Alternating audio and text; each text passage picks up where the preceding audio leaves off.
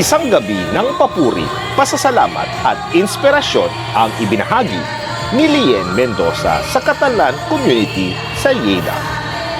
Sa kanyang concert at Thanksgiving, naghandog siya ng mga awiting puno ng pananampalataya, pag-asa at pagmamahal na tunay na tumagos sa puso ng bawat dumalo. Bawat himig ay nagdala ng saya, pag-asa at pagpupuri sa Diyos na nagbuklod sa komunidad sa isang makabuluhang pagdiriwang. Mula sa simbahan ng Termens hanggang sa simbahan ng Montgay, naging buhay ang temang Gratitude, Fe, Fidelidad.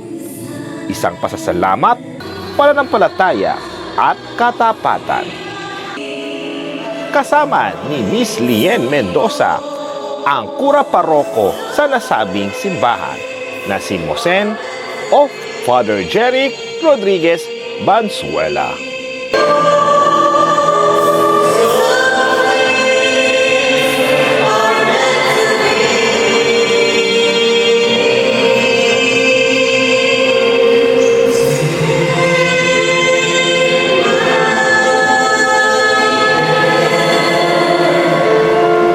Naging kapanapanabik din ang kanilang pagduduet na talaga namang hinangaan ng mga Catalan community.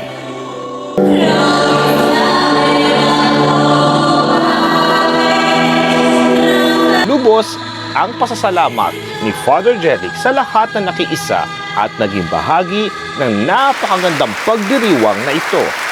Tunay nga sa pamamagitan ng musika, mas lalong napapalapit ang bawat isa sa Diyos at sa isa't isa. Isa na namang uukit sa kasaysayan na isang Pilipina na may matibay na koneksyon sa Catalan community. Si Lien Mendoza ay patuloy na nagbibigay ng karangalan sa ating lahi. Sa kanyang concert na nakaraang Sabado at Linggo sa Lleida, Catalonia, Spain, na antig at napuno ng kagalakan ang mga miyembro ng Catalan community sa pamamagitan ng mga awiting nagbigay inspirasyon at nagpahayag ng pananampalataya. Tunay siyang isang Pilipinang ating maipagmamalaki. For